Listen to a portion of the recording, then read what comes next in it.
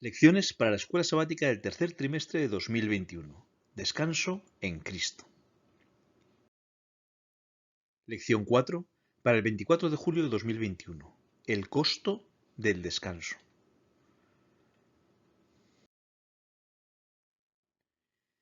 Mientras no confesé mi pecado, dice David, mi cuerpo iba decayendo por mi gemir de todo el día, pues de día y de noche tu mano pesaba sobre mí, como flor marchita por el calor del verano, así me sentía decaer. El pecado nos arrebata el descanso. Recuperarlo tiene un costo, el arrepentimiento. Pero te confesé sin reservas mi pecado y mi maldad. Decidí confesarte mis pecados y tú, Señor, los perdonaste.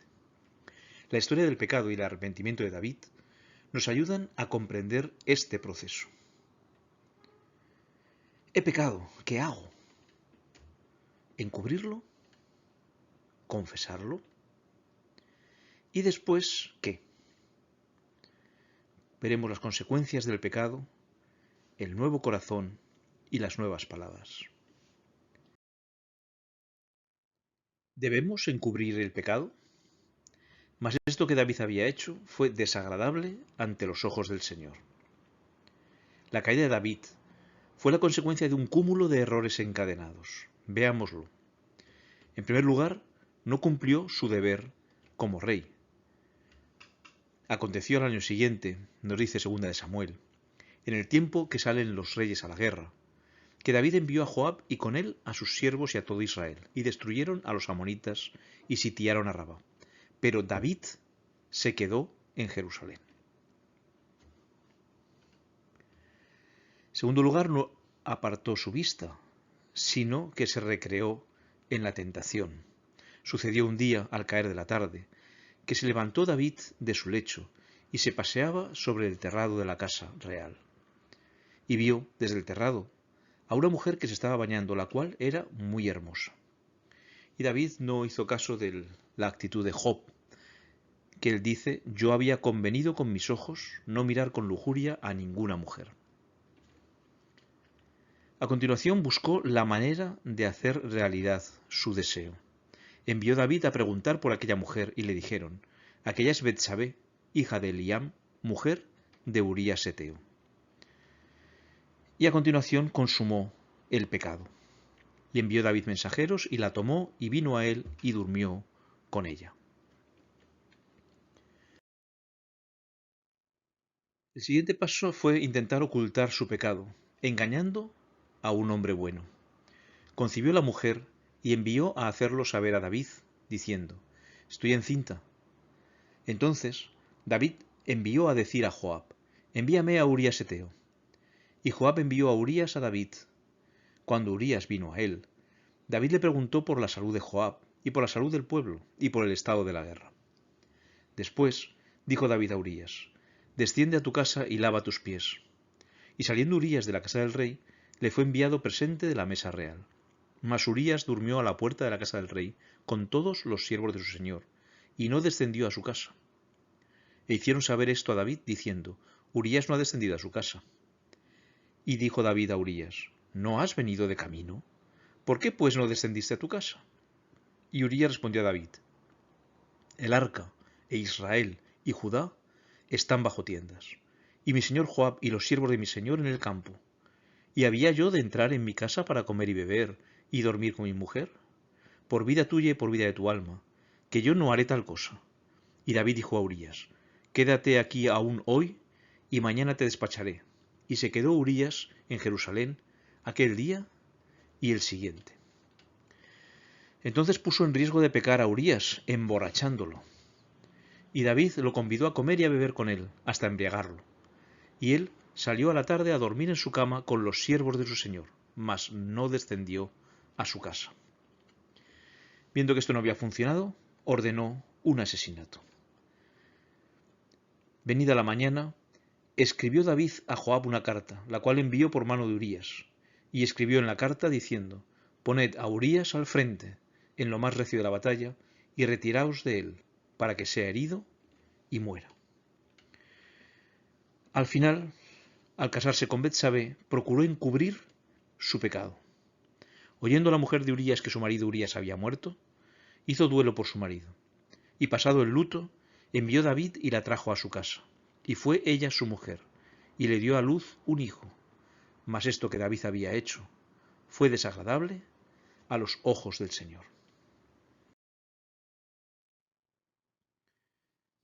Mejor paso será confesar el pecado. Entonces dijo David a Natán: pequé contra el Señor. Y Natán dijo a David: también el Señor ha remitido tu pecado, no morirás. Dios no se quedó de brazos cruzados ante el pecado flagrante de David. Echando mano de la experiencia de David como pastor y de su sentido de justicia, el profeta Natán planteó una parábola que finalmente removió la conciencia de David. Había dos hombres, dijo Natán, en una ciudad, el uno rico y el otro pobre. El rico tenía numerosas ovejas y vacas, pero el pobre no tenía más que una sola corderita, que él había comprado y criado, y que había crecido con él y con sus hijos juntamente, comiendo de su bocado y bebiendo de su vaso, y durmiendo en su seno, y la tenía como a una hija. Y vino uno de camino al hombre rico, y éste no quiso tomar de sus ovejas y de sus vacas, para guisar para el caminante que había venido a él, sino que tomó la oveja de aquel hombre pobre, y la preparó para aquel que había venido a él. Entonces se encendió el furor de David en gran manera contra aquel hombre, y dijo a Natán: vive el Señor, que el que tal hizo es digno de muerte, y debe pagar la cordera con 4 tantos, porque hizo tal cosa y no tuvo misericordia. Su arrepentimiento fue más allá de la pena de haber dañado gravemente a Urías y a Betsabé. David fue consciente de que había pecado contra su Dios. Contra ti solo he pecado, y he hecho lo malo delante de tus ojos, para que seas reconocido justo en tu palabra y tenido por puro en tu juicio. Nuestro pecado, en última instancia, hace daño a Dios. Con él clavamos otro clavo en el áspero madero que apunta hacia el cielo en el Gólgota. Por la cruz de Jesús, el arrepentimiento sincero tiene una respuesta inmediata. El Señor ha remitido tu pecado.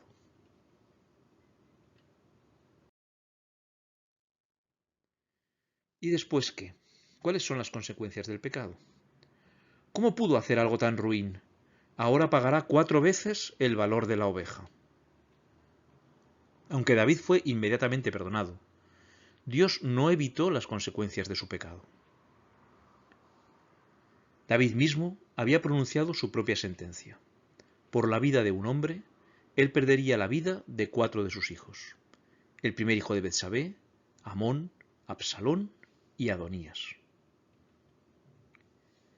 Pero no solo el pecado trajo sus consecuencias, el arrepentimiento también trajo las suyas.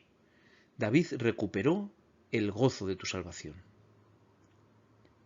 Si Dios perdonó a un adúltero, manipulador y asesino, ¿no me perdonará a mí? No importa la gravedad de mis pecados, sino la grandeza de la gracia de Dios, que está dispuesta siempre a perdonar al pecador.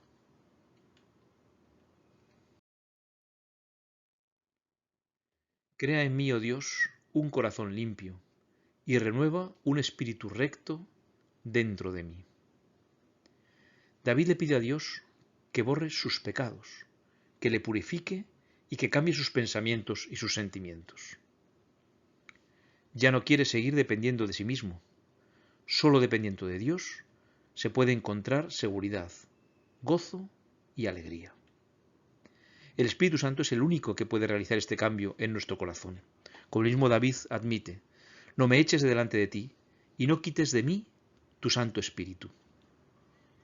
Él nos conduce en el proceso de santificación, nos crea de nuevo, nos ayuda en nuestra lucha con la tentación y nos da descanso.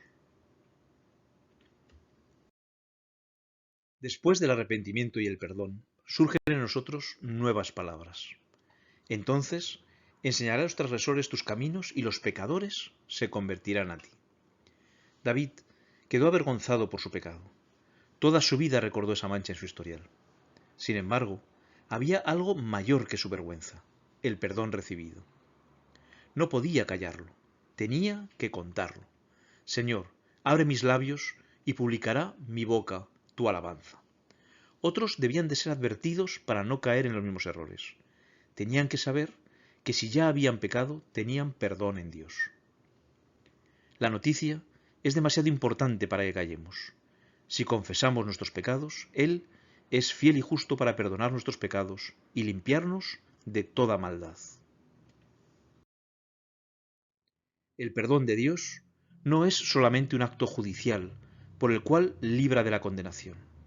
No es sólo el perdón por el pecado, es también una redención del pecado.